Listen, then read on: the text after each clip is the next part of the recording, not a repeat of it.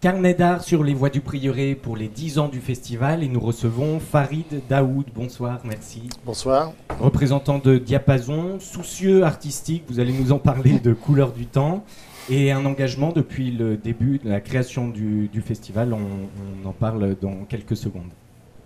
Monsieur Daoud, bonjour. Est-ce que vous pouvez nous parler de votre implication auprès des Voix du Prieuré? Vous multipliez les casquettes. Est-ce que ce n'est pas difficile de jongler parmi tous les collectifs parmi lesquels Je m'engage. vous vous engagez? Merci.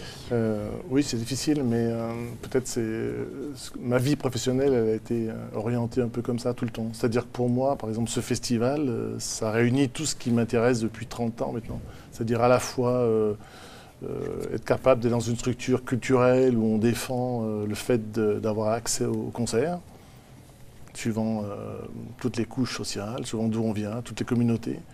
Et puis la voix qui est un peu galvaudée, et je trouve que c'est bien d'entendre des choses qui nous touchent et qui doivent toucher tout le monde. Donc à la fois pour moi, le fait d'être là, c'est aussi amener un ensemble vocal qui chante d'habitude des chansons qui peuvent être des chansons à boire, des chansons du monde, et bien qui viennent là ce soir et qui se disent mais c'est vrai que la musique d'aujourd'hui, c'est pas réservé toujours aux mêmes. Ça aussi, c'est le même engagement. Et puis l'établissement public dans lequel je travaille, il y a une mission importante et un devoir de faire en sorte de regarder la culture un peu des jeunes et des moins jeunes et de dire un peu qu'est-ce qui manque un peu dans tout ça et d'essayer de trouver peut-être des rencontres. Juste ça. Ouais. Vous pensez que c'est là la fonction du Festival des Voix du Prieuré depuis 10 ans? Est-ce que ce rôle du festival a évolué?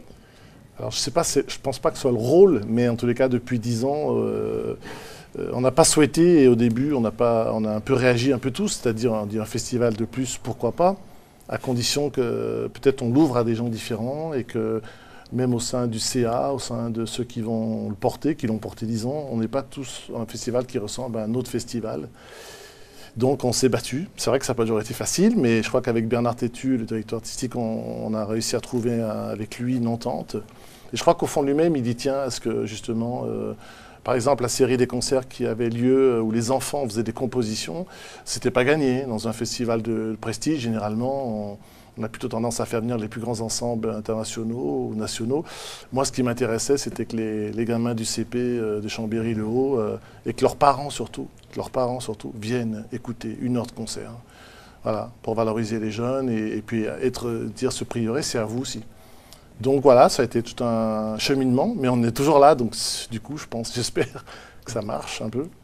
Voilà, c'est pas facile. Alors, votre vocation de la musique intègre une vocation, une dimension sociale d'intégration, que ce soit de différentes classes d'âge ou de différentes classes sociales, si on peut parler ainsi. La question va peut-être vous faire sourire, mais la musique traditionnelle, la musique classique et la musique vocale, est-ce que ce sont pour vous des moyens ou des fins?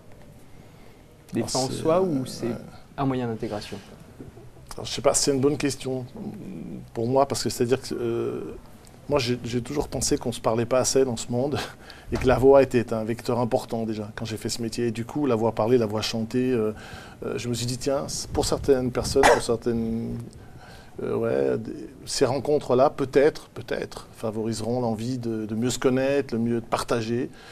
Et alors c'est toujours un peu c'est mon combat, hein, c'est pas le combat forcément tout le monde dans le festival, mais de dire que c'est le début de quelque chose, et puis c'est aussi la fin, parce que quand on voit un peu ce qui se passe aujourd'hui, où des gens différents viennent là, font partie d'un chœur qu'ils ne connaissent pas, et que d'un seul coup ils chantent une pièce écrite il y a 3 jours, et qu'on se dit finalement, on a beau être d'âge différent, on a beau être socialement pas forcément tous au même niveau, et de couleurs différentes de peau, et des cheveux différents, on n'a pas peur et qu'on va pouvoir peut-être partager ensemble.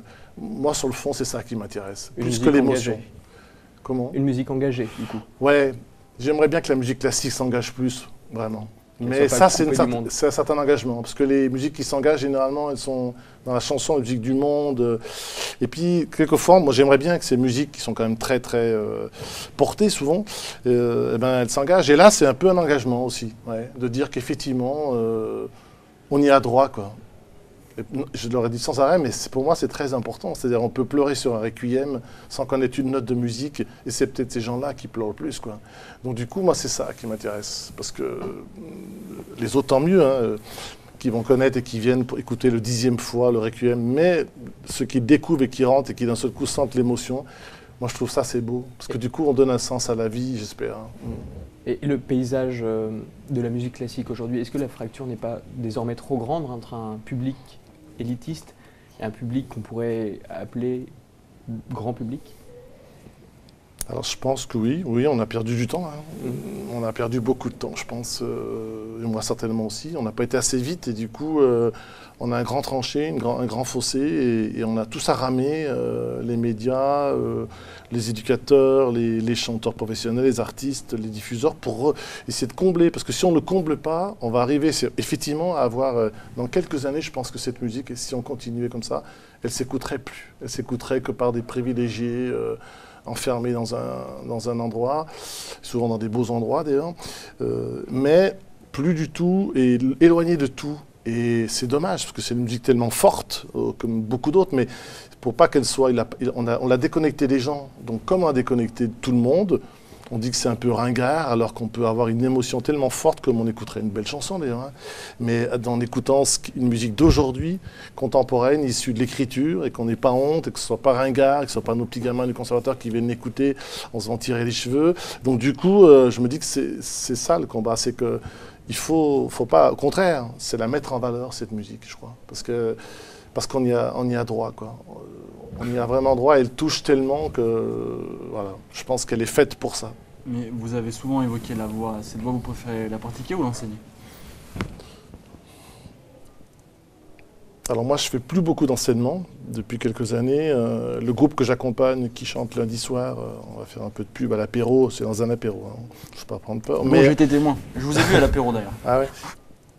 Le vrai groupe arrive lundi, donc du coup, moi je préfère être là dans ces moments-là où on cherche des choses. C'est-à-dire qu'en parler c'est bien, et tous les lundis soirs depuis 30 ans, ça m'intéresse d'avoir des gens.